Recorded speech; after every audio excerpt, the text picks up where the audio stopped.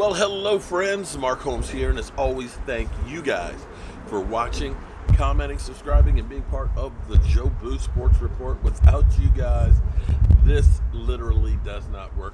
We're less than 3 hours away from. There's literally a leaf up there that's like vibrating in the wind.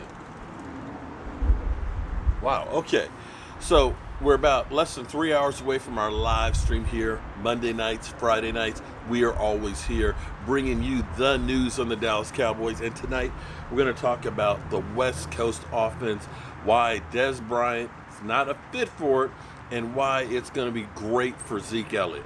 But anyway, some other news, because right now there's going to be a lot of stuff that's happening between now and the 16th. I mean, we're talking about 2 weeks from today is when players and agents can start talking to other teams.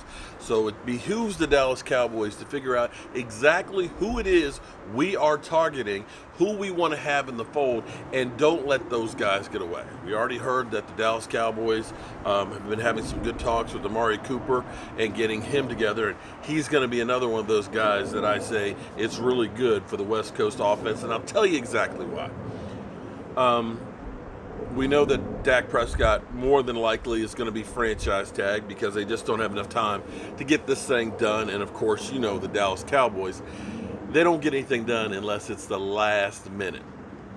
But Blake Jarwin, who is a restricted free agent, is going to get a tender, probably a second round tender, which is going to be about $3.3 million a year.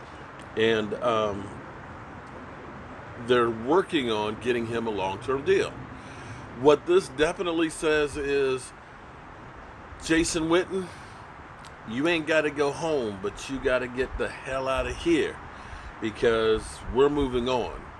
And I actually look forward to seeing Blake Jarwin have a bigger role.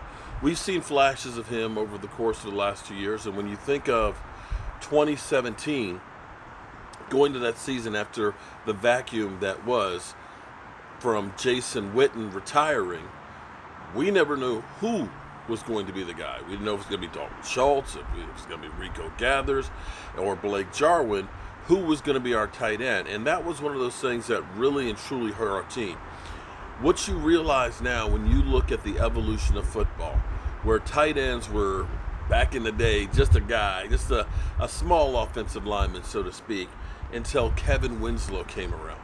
Kevin Winslow, part of that West Coast offense, the original West Coast offense, you could say,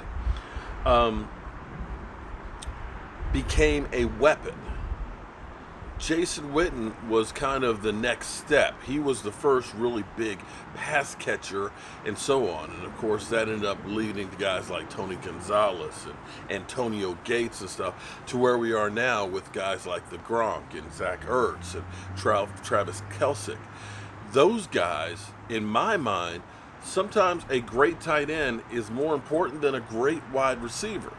You've seen tons of wide receivers out there, great ones, from the T.O.s, from the Chad Ochocinco's, the Antonio Brown, who led the league twice. These great wide receivers, Odell Beckham, that aren't winning Super Bowls. Yet you see these great tight ends that are. And so, I'll call you right back. And so that's where you realize that, Jason Witten, sure-handed in things, caught a lot of passes, but teams realize it's Jason Witten, okay? He's not going to get down the field, so let's focus in on other guys. He's not going to be the game breaker.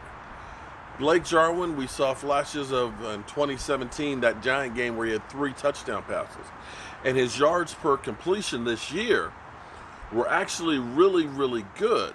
The only thing was he played a limited role because Jason Witten was taking the lion's share of the passes for the tight end. So the Cowboys definitely believe in him and want to make sure that they have that guy, and hopefully it's the right move. We're going to be looking and hearing a lot of different things over the course, like I said, of the next 2 weeks, of figuring out who we can lock up that we deem really cornerstone pieces that we can't live without and that we can't get better in the draft or through free agency. It's going to be busy. It's going to be crazy. We're going to be doing a whole lot trying to keep up with it. But hey, that's what we do here at the Jobu Sports Report. I hope you tune in tonight, 9 o'clock Eastern, for our live stream. And we'll bring you up to speed with everything that is the Dallas Cowboys. I'm Mark Holmes, and well, it's nice that the weather's warming up some. I'll see you in a bit.